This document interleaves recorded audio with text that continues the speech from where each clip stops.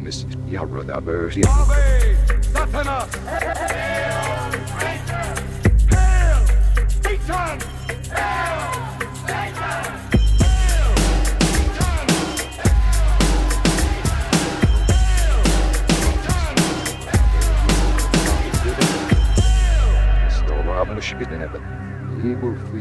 Greetings, you beautiful heathens, you. Welcome to another episode of Hail Satan. This is a podcast exploring Satanism, culture, and life in general through the eyes of modern Satanists. I am going to be your host. My name is Joseph Rose. I am a member of the Satanic Temple. I'm also founder of a little group called Satanic Delco. And if you're a Satanist, or suspect that you might be, and you happen to live in southeastern Pennsylvania, come check out Satanic Delco, and I think you'll find that we're a very welcoming, friendly little group. So come see us. Today on the show, I'm going to present you with a conversation I had recently with Lilith Starr. She's the author of a cool book called The Happy Satanist, and I was really pleased with the way it went, so I'm excited for you to hear that. Before we get into it, I've got some of the usual business to get to, and I'm going to start with a list of some wonderful, generous new people that have signed up to support the show through our Patreon channel. Let's see, we've got Alan Salas, Chris DiGiacomo, Dev Grigori, Kate Sweeney, Francesca Frankalank Gentili, Miles Kalbach, and Antonio Varela. I'm sorry, everyone, if I have mispronounced and mangled your poor names. I'm doing my best, Thank you, sincerely. I do these episodes and I say thank you to everyone, and, I don't know how it sounds. It might seem like I'm just going through the motions sometimes, but trust me, when I get that email that comes in telling me that someone else out there in some corner of the country or the world has chosen to support this show, it is really such a great feeling.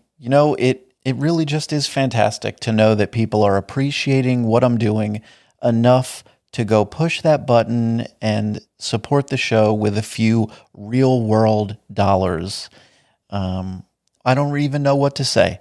I sincerely love it, and I thank you, and I appreciate you so much. I really do. Now, we're going to move on to some listener mail. I get a bunch of messages from you guys. That's another thing. I really appreciate all the messages that you guys are sending in. Some people write in with questions. Some people are looking for advice. Some people are just sort of giving feedback on the show. And I love all of it, and I wish I could read them all, but that would make probably for a weird podcast. So I'm going to pick a few. Sometimes I edit them down just for time, since I don't know how long you want to sit there listening to me read. But we've got one from Allison. She writes in, "Greetings. I heard about your podcast this week and have already listened to every episode. I'm originally from Nebraska, where the unofficial religions are Christianity and football. I'm an educator by trade, so I don't feel comfortable openly flying my satanic colors at work.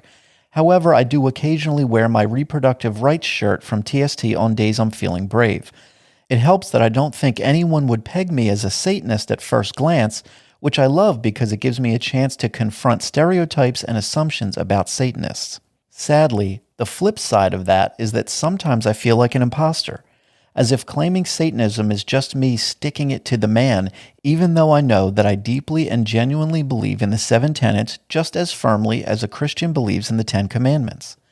And while I enjoy other podcasts about atheism, it's especially refreshing and reassuring to have a go-to podcast where I know my values are represented through a mutual belief in the 7 tenets.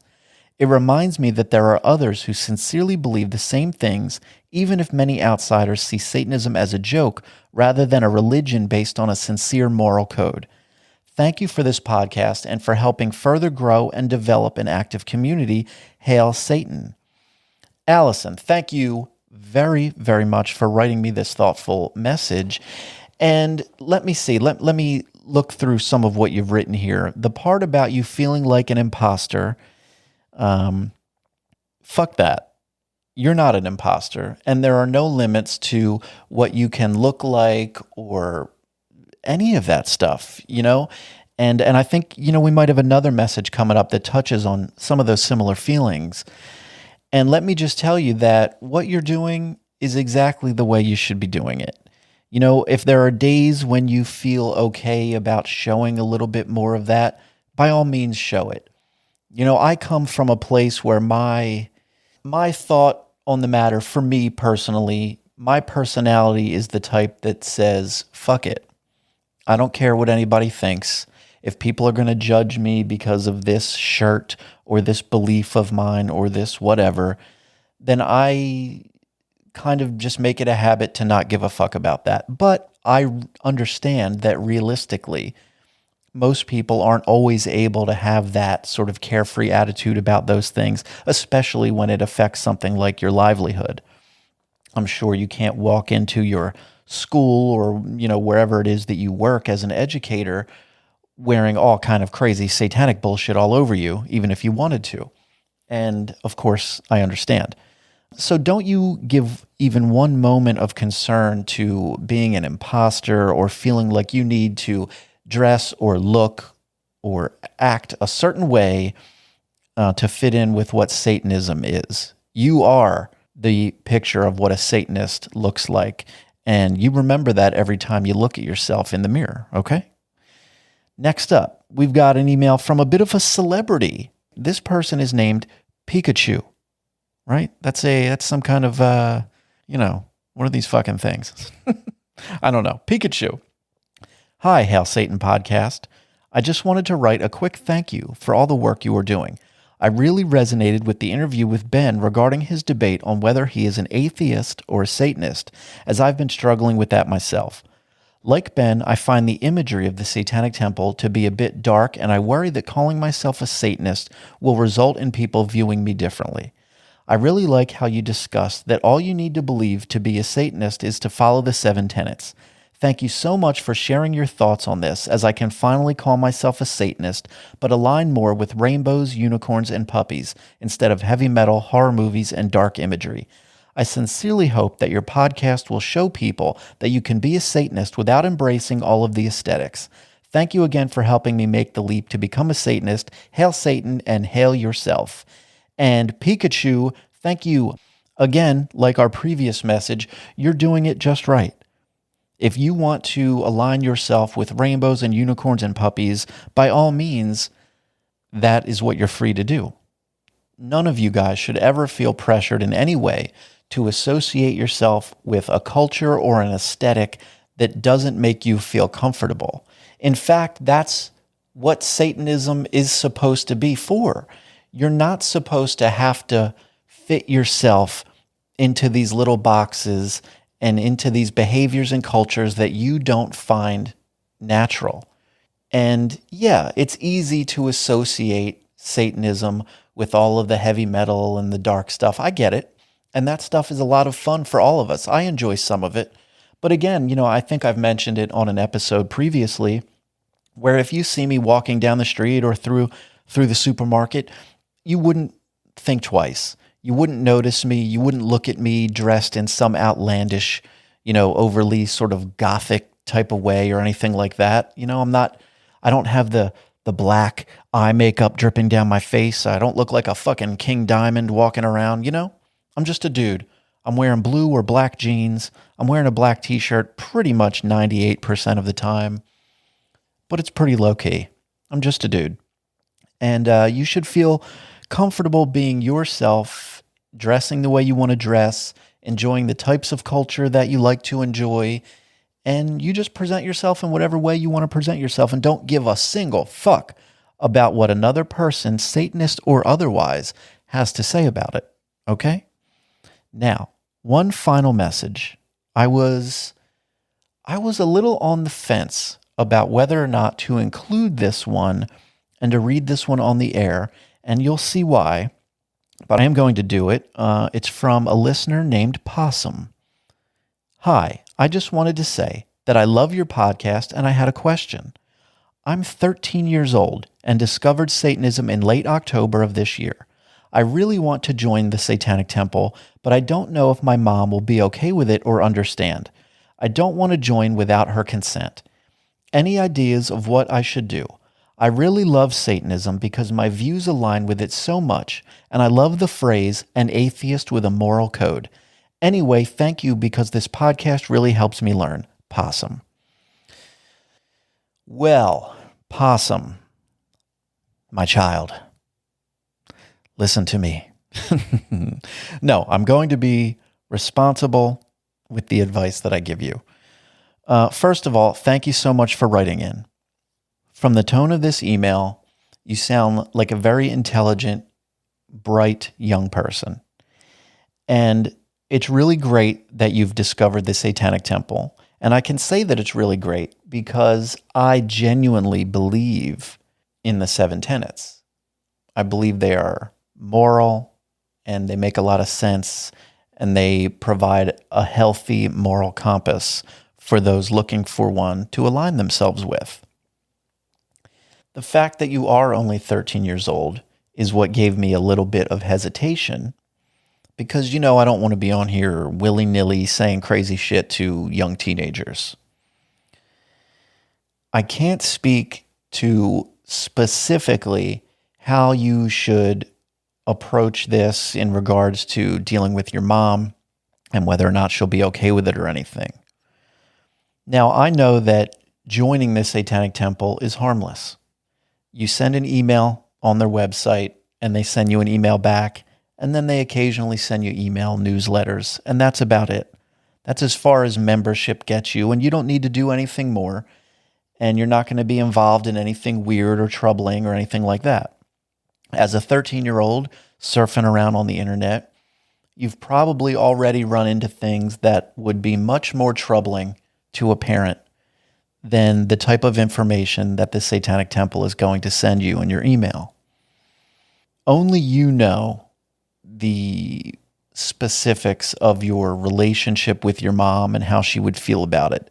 It is very mature and responsible of you to even be thinking about needing your mom to be okay with it or understanding and not wanting to do it without her consent. So I'm not going to give you any direct advice as to whether or not you should do that without her consent. In my opinion, one, signing up for the Satanic Temple's email newsletter is pretty harmless. But you know your mom best. So I would go ahead and try to have that conversation with her. And I think when you do it, the best way to do it would be to lead with the seven tenets and say, Mom, I found this thing that feels really great to me, and I really like what they have to say. Maybe you can take a look at it and tell me how you feel about it. And present her with the seven tenets and see what she has to say and use your judgment and go from there. If she's really against it and doesn't seem like she wants to listen, and she starts in with some, oh my God, Satan, blah, blah, blah, I'm not getting into any devil worship with you, you might not be able to convert a parent like that. In which case I say, you sign right up for the Satanic Temple's newsletter if you feel like it's the right thing to do, and you live your life, and I hope your mom comes around.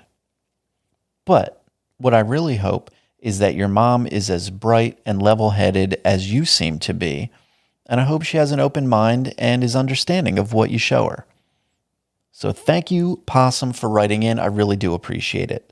Now, guys, before I get into the interview with Lilith Starr, it is my job to remind you to visit the website at hailsatanpodcast.com. On the website, you'll find links to our social media. You'll find a form to send us an email, which I strongly encourage you to do. And you'll find a link to join our Patreon channel, which is the best way to directly support the show if you'd like to do that. I appreciate everyone that chooses to, but of course it is optional. Okay, now I'm going to get into the interview I did with Lilith Starr. I hope you all enjoy it. We're now joined by the author of a fantastic book called The Happy Satanist. Her name is Lilith Starr. Welcome to the show. Well, thank you so much. I'm so honored to be here. Thank you for the invite. Oh, you got it. First, I just want to say I really enjoyed your book. The cover of the book says Finding Self-Empowerment, and I feel like that really was the strength of the book, the overarching message of empowerment. Was that something you set out to do from the beginning, or did they just sort of add up that way? I don't think I was really realizing what the core theme was. So you've read the book, so you know it's very personal, many of the essays. And basically, I was just telling my story and how I came to Satanism and how much that affected me. But looking back, as I had all the essays together, I realized that it really was that story about how Satanism brought me that self-empowerment that I had been missing my whole life, up until I was 39. So, yeah, I think it was sort of after the fact, as it all got pulled together, I realized that was what I was talking about. So, yeah, that was really effective. I thought as I was reading through the book, I felt myself sort of genuinely getting, caught up in it, I think. Well, I'm so glad that you enjoyed it. Yeah, I thought it was really great. Before you discovered and embraced Satanism, did religion play much of a role in your upbringing or earlier parts of your life? Well, kind of yes and kind of no. So I was raised without religion. My parents were hippies. My grandparents were Lutheran, and, once a year we'd visit and I would go to the church for Christmas. And that really did affect me. I guess I was a seeker after the sacred from a very young age. And that was the only religion that I really saw. And I liked the parts that I saw, which were, the fellowship, everybody lit candles and sang together, and it seemed really beautiful.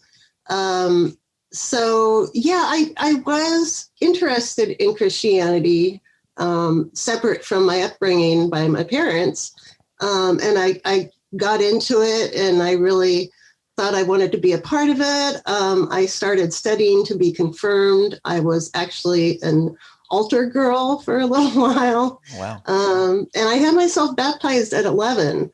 But I pretty quickly realized that it wasn't what I thought it was. It was just chock full of misogyny, and I thought it taught compassion, but the pastor's kids were the ones that bullied me the most. I've always been, teased and bullied growing up the whole time. So it really turned me off. And then I started getting into Wicca, and I got really involved with that. And I started like a Wiccan coven and a Wiccan group at my high school. And it was the 80s, but I had no idea the Satanic Panic was going on.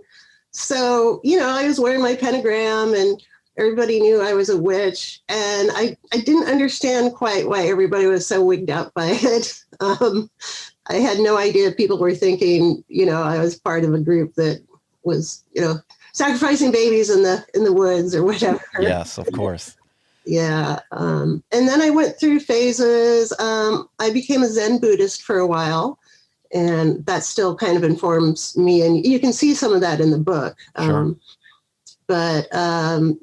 So it's always been important to me, but over time it's really evolved into just my own path. I thought I would never be part of somebody else's religion. Basically, by the time I had found Satanism, I had developed my own path, which was, I was kind of based in Wicca and dark goddess archetypes, but strictly non-theistic. I just saw them as archetypes. But it did focus quite a bit on rituals that I wrote myself. And, at the time, right before I found Satanism, I really had this epiphany that love was the most powerful force on earth, especially for me. So, the path that I was on before I discovered Satanism was kind of a, priestess of the dark path of love is, how I describe myself. It was a pretty big part of my life, but I never thought I would go back to any kind of, organized religion. Right. When you were younger, you mentioned you were fairly involved with Christianity and all of that. Was there a period where you were struggling with the actual belief? At the end of the day, all of that comes along with a belief in a God and all of that. Was there a time when you reached a point of like, well, do I believe this? I guess I don't.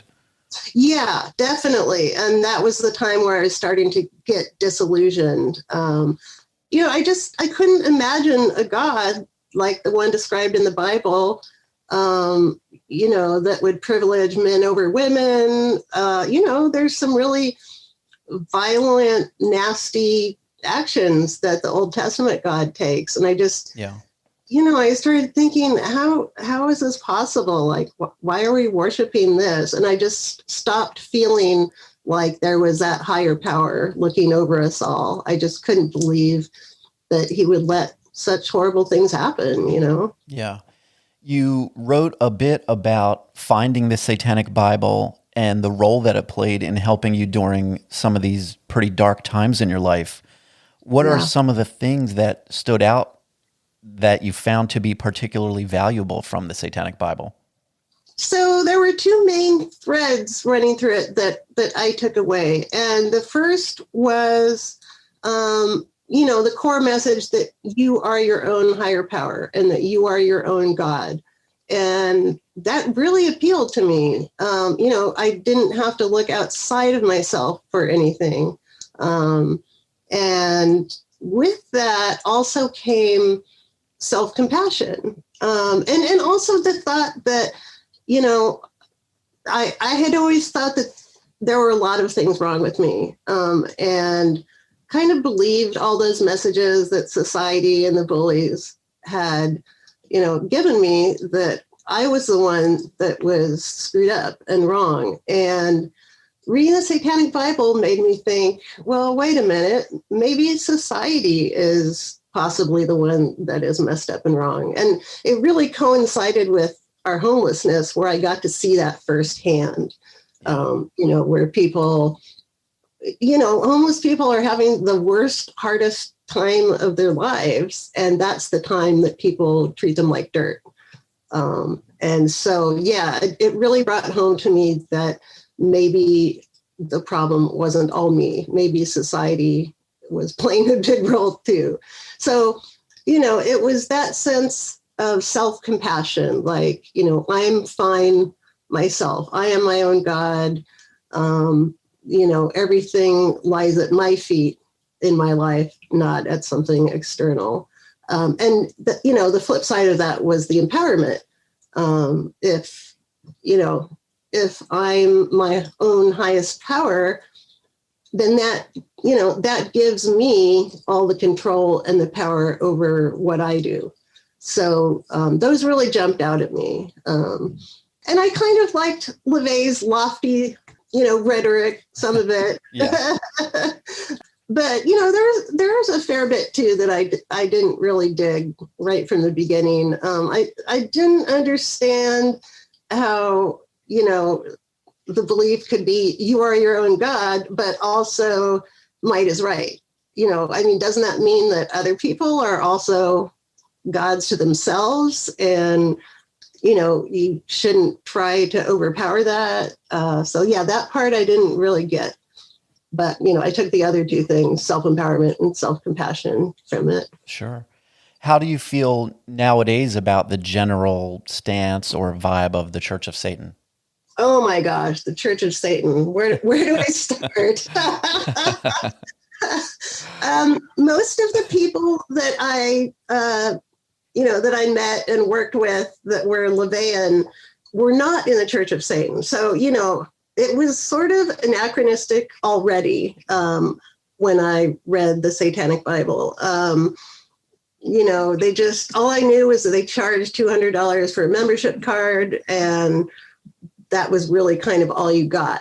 And it seemed very elitist, just what I checked out on their website. But especially being in TST, it's just so frustrating to watch what COS has become. Like, it could have become an ally to TST and moved forward. And I just really felt like Gilmore and his administration just sort of withdrew into themselves. And now really the only relevance they claim is that, their song and dance is that TST is not real Satanists. Like, it seems like their whole purpose now is to try to take back that role as the only satanic organization, the only satanic church, Right. because they sort of held that position for a really long time.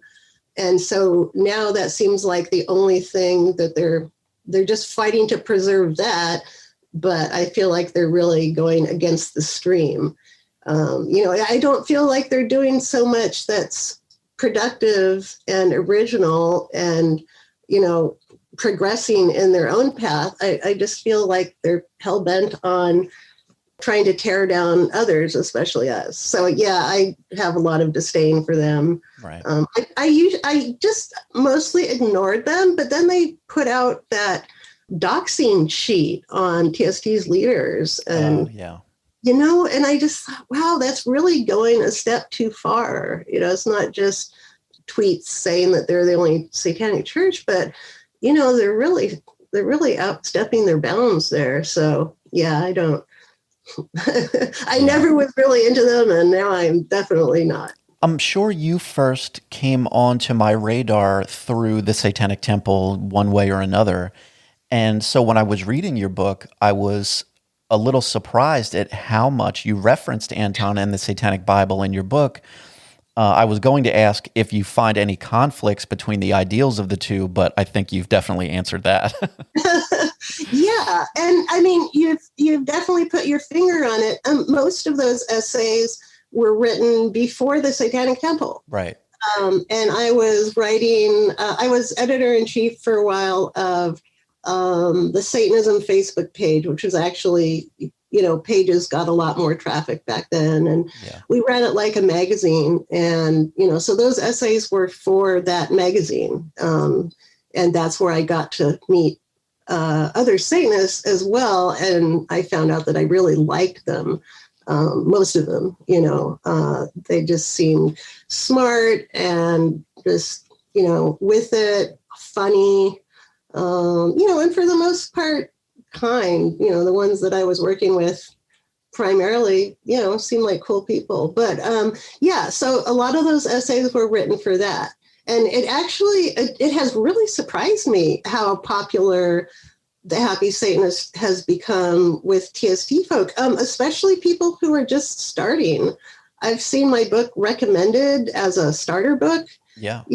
For TST. I've had a lot of people write and tell me that they got it for their parents or their brother or their sister, so they could kind of understand what it was about. And so I was kind of surprised by that. But then I realized there's a fair bit of material that came after the Satanic Temple that's in there, I put the tenets in there and my satanic beliefs and why I'm a Satanist. Those all, kind of reflect the TST mindset. But also a lot of the things, even the ones that are based in LaVey, talk about compassion. Yeah. Because love was at the center of my universe. I guess in some ways it was kind of a reimagining of LaVey, because I realize now that was not really what most LaVeyans were about, definitely not compassion. So I think it's kind of this bridge between the two. But yeah, so you'll see that. You'll see there's a number of essays on magic, which, is something that TST doesn't do. We certainly do ritual, and the things I describe are basically ritual. Yeah. Yeah, I was just about to ask you about that specifically. You use the term magic fairly often throughout the book, which, often we know Anton and particularly the Satanic Bible did as well. And that's a word that tends to stir up a bunch of different feelings for different groups of people. Maybe you can explain what it means to you. Certainly. For me, magic, I've kind of used interchangeably with ritual. And, even LaVey himself, at least in the Satanic Bible, doesn't really give you the sense that magic is, to make some woo things happen supernaturally. It's to affect your own internal subconscious. Right. And so that's how I saw it. And that's a little bit how I still see ritual. I'll do these rituals that happen over time and that involve artwork and flowers. you talk to Shiva. So what she's talking about as rituals was basically what I was doing as magic. Right. So they're kind of interchangeable. And neither of them are meant to make spooky things happen. Right. But, I definitely understand why the term magic is not so great to use, because it's very confusing for people outside of, the church or the temple to they definitely get the sense that you're trying to do those spooky things. So I much prefer the shift to ritual. I think that's a much better description.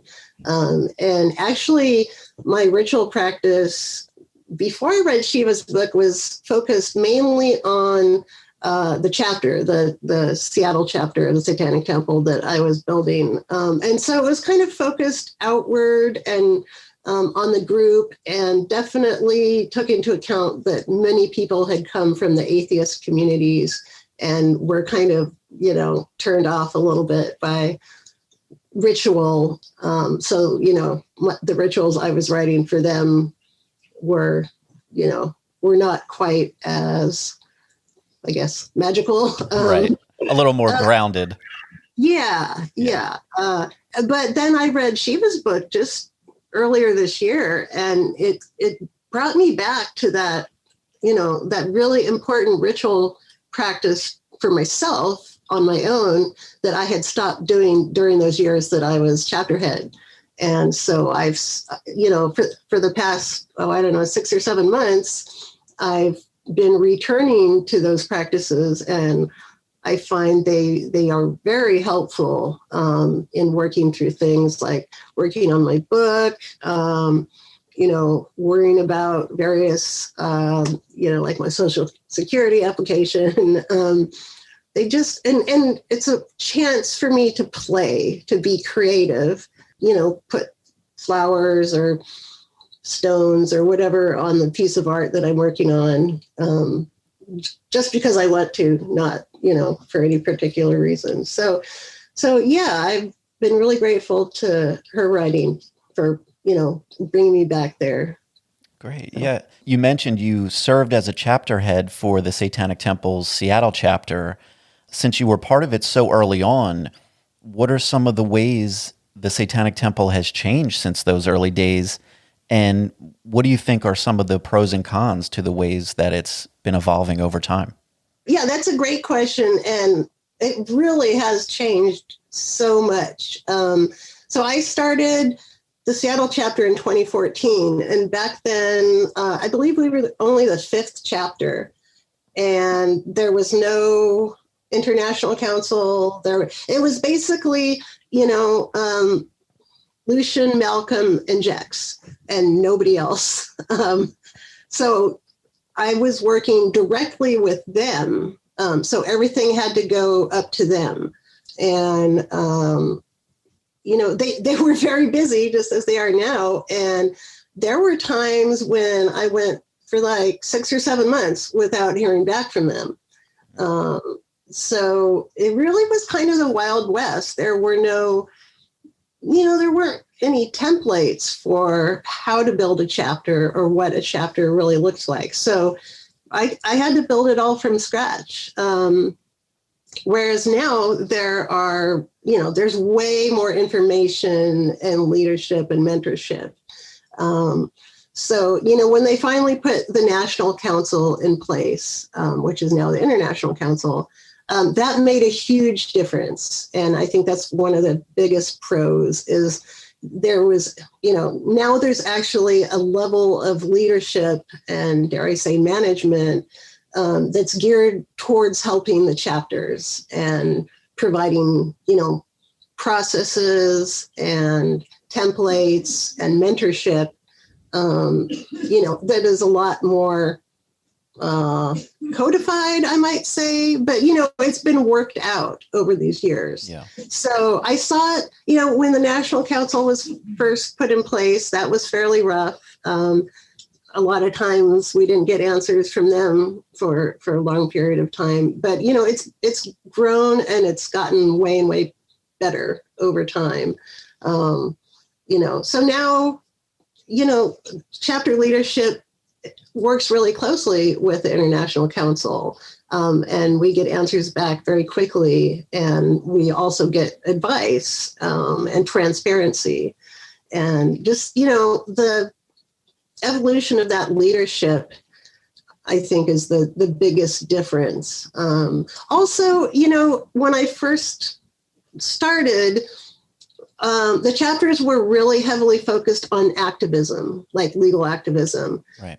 And, over time, there's just not that many big opportunities to, fight a 10 Commandments monument or, what have you, especially because, TST's resources are limited, not only their personnel, but also, our funds for fighting legal battles. And so now with so many chapters everywhere, not every chapter gets to do a bunch of big, high-profile activism cases. Yeah.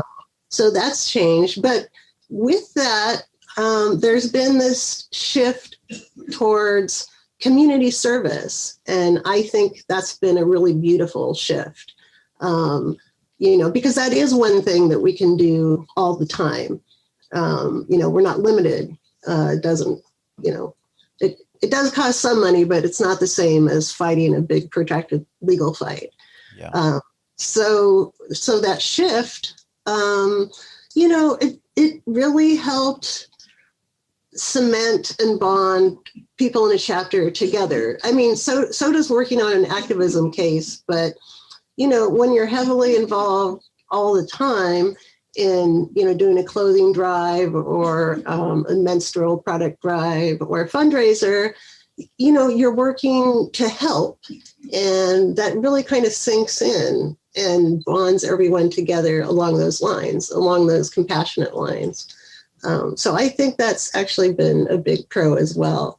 It did drive some people away. Like I had a few people in our chapter leave when we started talking about the shift to community service, because in their mind, TST just existed mainly to do that legal activism and fight for church-state separation. And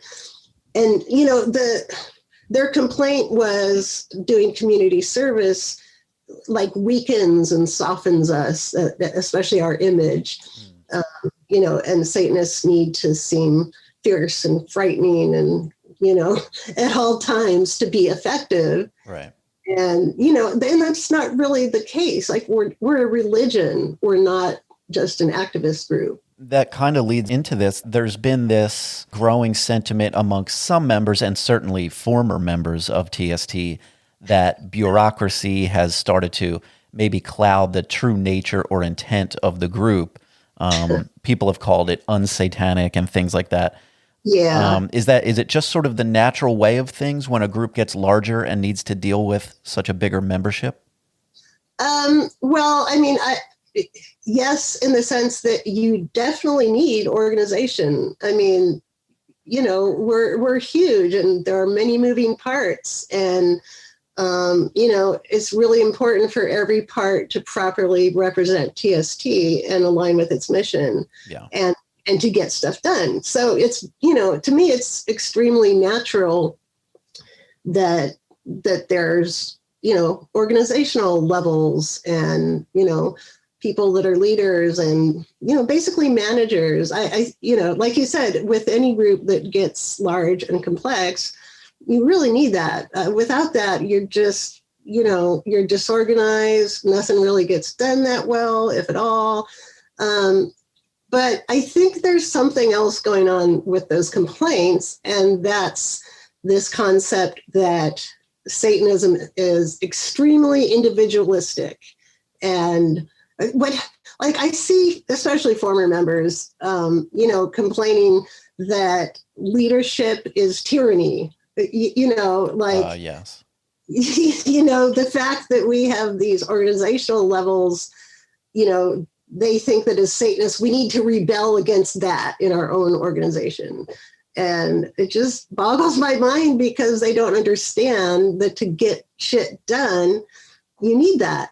You know, you need organization and processes put in place, you know, otherwise you're just all scattered. But yeah, so I think that's particularly what drives them is this concept that, you know, individuality, you know, means that you can't have anyone, you know, helping you from above or whatever, you know, like right. You can't have guidelines, you can't have any of this stuff. And it's just kind of weird to me to see them apply that rebel against tyranny line, you know, to something that is not tyranny and in fact is meant to help the people, you know, in the organization. I mean, it is an organization and such, you know, you need that. But yeah, so I think that's, you know, Satanists are a particular breed of people for sure, and that they are extremely individualistic. Many of them don't like to take advice or direction because they imagine it interferes with their individuality. Yeah. And I just don't think that's the case at all. Yeah, I guess when you have a user base that's so attached to things like individualism and the Satanic Temple and all of us, we throw around words like rebel and all of that stuff, you know, I can see where the conflict comes. Yeah, definitely. And you see, like, especially Church of Satan people complaining about something they call collectivism, you know, which in their mind is anti-individuality. They can't imagine, you know, a Satanism where people work together, which is just silly and ridiculous. I mean, that's one of the huge strengths of the temple is that we do work together and we have a lot more power and strength that way. And we make those personal connections while doing this that are really important. Like most of the people in our chapter, that's the main reason they stay or they came, is the community and that sense of finally finding a group of people who understands you, who accepts you, who, you know, you feel at home with. You don't have to change yourself to fit in. And that's like a major plus, sometimes the biggest plus for people. So these complaints about how collectivism is bad or whatever, you know, that's coming from that social Darwinist stance where, you know, everybody has to be hyper competitive. When in reality, you know, now science shows us that we're social animals and we're made to work together to survive. So, yeah. Since you stepped down from your position as chapter head, have you still been pretty active within the chapter out there? Yeah, for the most part. The strange thing about me as a chapter head is because I'm pretty disabled, like I have extreme back pain all the time, as well as knee pain. I couldn't actually go out in the field and do things like Pride or a parade. I did go out for like the after school Satan Club because that was super important. But, you know, I'm kind of used to not going out for those events, just putting in place leaders that will be able to handle it. So in that sense, you know, I didn't really stop doing what I was doing, which was primarily attending meetings, you know, kind of giving advice. So I guess it's been dialed back down to just what a normal, you know, everyday member does. But sure. Yeah, I've definitely still retained the sense that that's my family. You know, I try to go to every meeting. You know, I've seen it go through, you know, so many changes just since I left, and I'm a ride or die bitch. So that's awesome. So your primary reason for stepping down was your health issues? Well, it was twofold. Definitely the health issues were just getting to be too much. And honestly, it wasn't because of the workload. It was because there's always personal conflicts and, you know, drama, especially at the leadership level. And I just got too tired of of dealing with it. Everything else I could handle, but it just, there were so many people, kind of toxic people, trying to pull the chapter apart. And I just got tired of having to put out all those fires. It's funny. So many things you've mentioned so far are really hitting home for me. I have a small group out here where I live, and we're just about 300 people. We're an unofficial group. We're not we're not approaching chapter status or anything. And it's just funny. All these things that you've mentioned so far, I've had a taste of myself, and it makes me feel better just to know that, like, all right, it's not just me. Oh God, no. Oh no. Every single leader has to deal with this all across it happens over and over again. Yeah. Don't be surprised if at some point, a person or a bunch of people try to drag other people in the chapter away, or, Oh yeah. We've had it all. Yeah. So, now that's a rite of passage for leaders. Yeah. So I have a few sort of random questions about the book and other things. Sure. You wrote a bit about instances of cutting yourself, and it felt like you talked about it in a, generally positive way in the book. Did you feel any hesitation to write about that, or any fear that it could influence certain people in a direction? No. When I was talking about it in the book, so I am a self-harmer, but my self-harm isn't usually cutting. It's usually banging my head or biting my wrist, or feeling suicidal. The cutting that I was doing, so I was really heavily involved with the kink scene for many years. And I took a number of classes on cutting, and not like, I think when people think of cutting, usually it's the self-harm kind, which is just like a bunch of straight cuts. But what we're talking about is a lot like body modification. So you're cutting designs, it's done in a sterile environment, and you make sure you don't get infected or anything. So it's something different. It really was like a combination of art and ritual for me. So I didn't really think about how that might affect others, because it wasn't self-harm. But, now that you say that, I don't know. It might affect others. I would hope not. But also I've had a lot of people, because on my social media, at least on Facebook, to my friends, I do talk about self-harm, like actual self-harm. Right. And I've had a lot of people message me and thank me for talking about it, because it helped them feel less stigmatized for it. So, there's been some positives from that. I'm sure, I can imagine it might give people ideas, and I really hate that it might. But also I'm trying to bring it into the open, and people can start talking about it and not feel quite so ashamed of it. Yeah. There was one line in the book that struck me, maybe just because of my own ignorance, perhaps. You wrote, "I also had my priest Uruk." Am I pronouncing that correctly? It's Uruk. Uruk. Sign his name and mark the paper with his blood. I was just curious about what the priest part meant exactly for you guys. Well, so before I became a Satanist, I had vowed to myself to live in sacred space 100% in my own, my own unique religious path, sacred path. My husband Uruk was part of that. So he shared in the rituals with me. And so I thought of him as my priest, because we were doing these rituals together. Gotcha. So that's where that came from. When I was doing rituals before the Satanic Temple, I was thinking of him kind of as my fellow Satanic priest. Right. Yeah, I thought it may have been a sort of leftover Church of Satan related terminology. Yeah, kind of. I mean, it started well before that. Gotcha.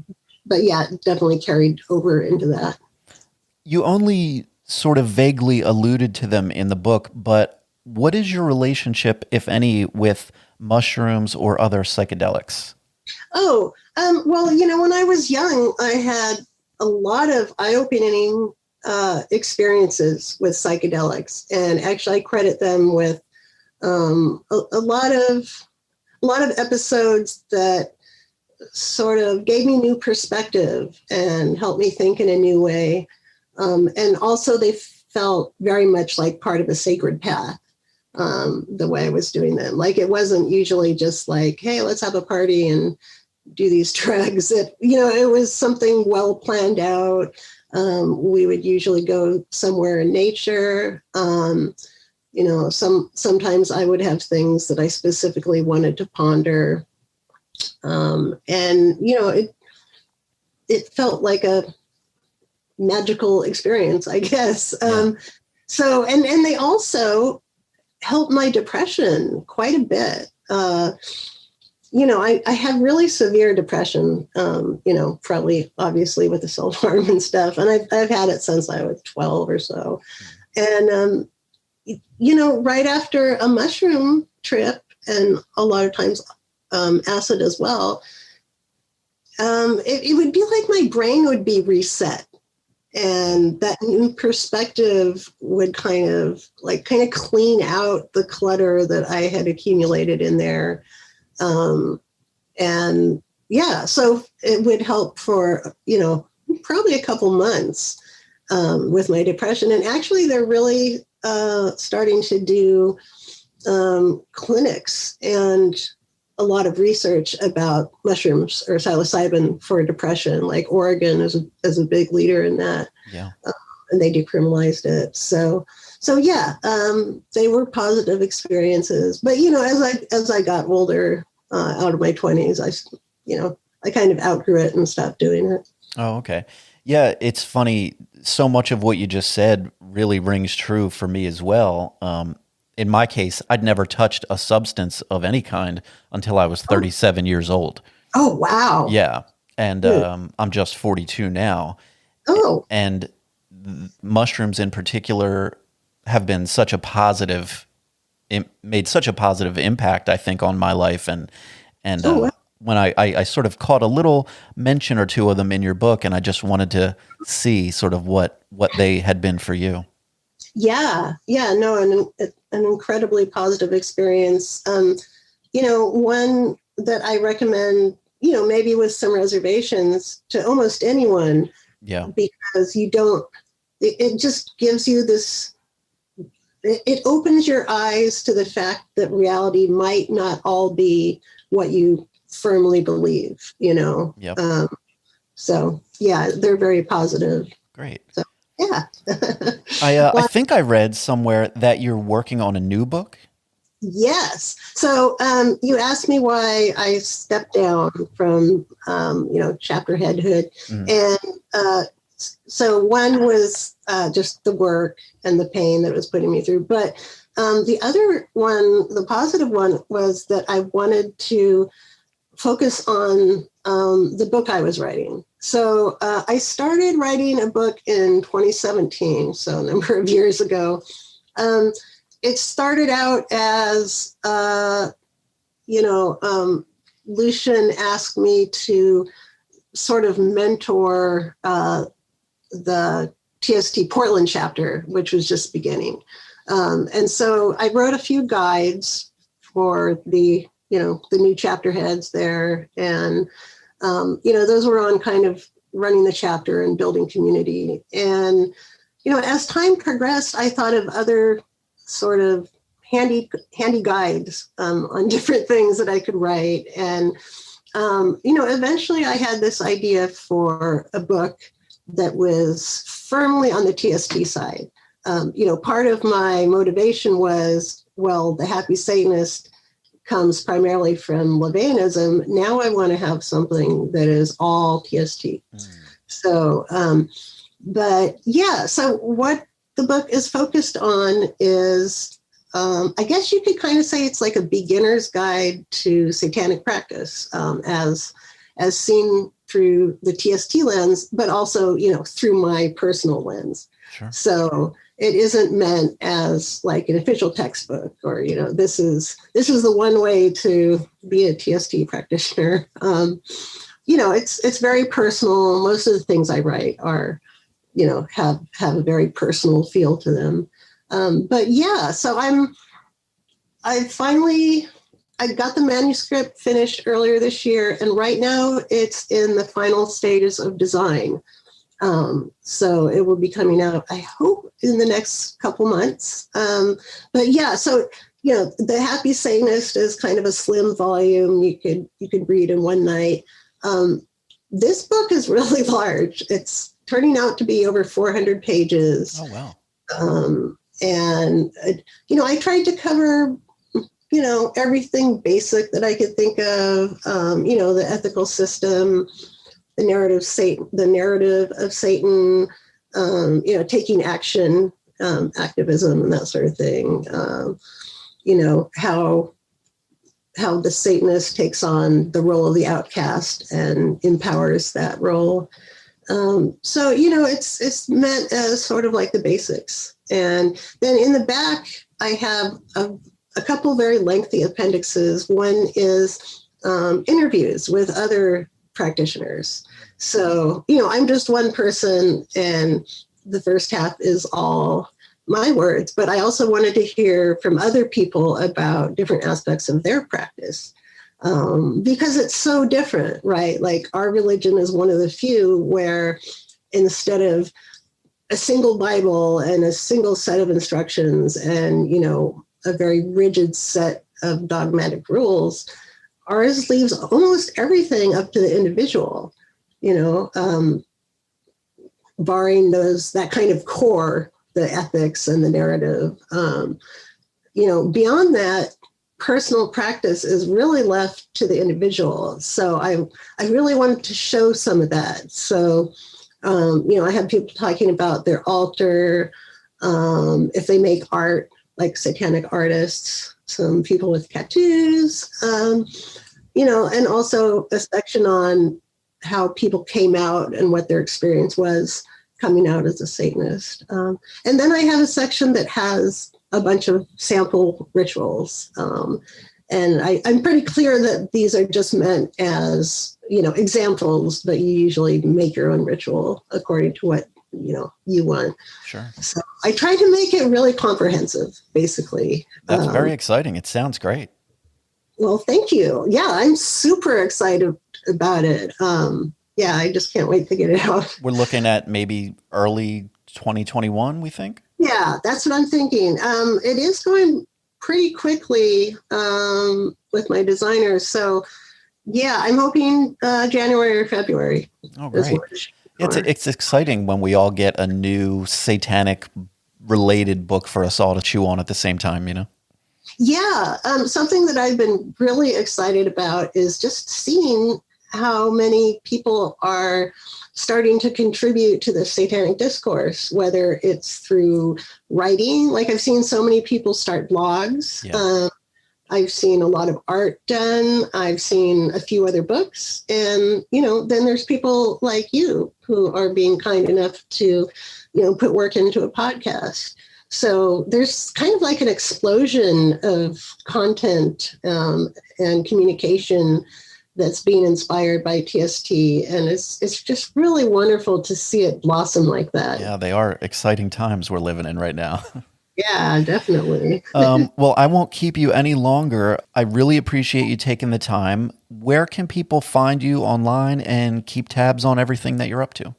You can find out everything about what I'm doing, and you can also read my blog at my website, and that's lilithstarr.com. So there's 2 R's at the end. But Great. Yeah, so I encourage people to come by and drop me a line and check out the blog or whatever. So yeah. Cool. Yeah, I will definitely include links in the show notes and on social media and everything like that. Lilith, thank you so much for taking the time to talk to me today. Oh, absolutely. It was such a pleasure. Thank you so much for having me on. You got it. Hopefully I'll talk to you soon. Okay. Thanks for time. Bye. Bye. All right, guys. There you have it. That was my interview with Lilith Starr. I think it went pretty well, right? let me know. Send me some emails or whatever you got out there. Don't forget to visit our website at hailsatanpodcast.com. And until next week, you all stay safe out there, okay? Hail Satan.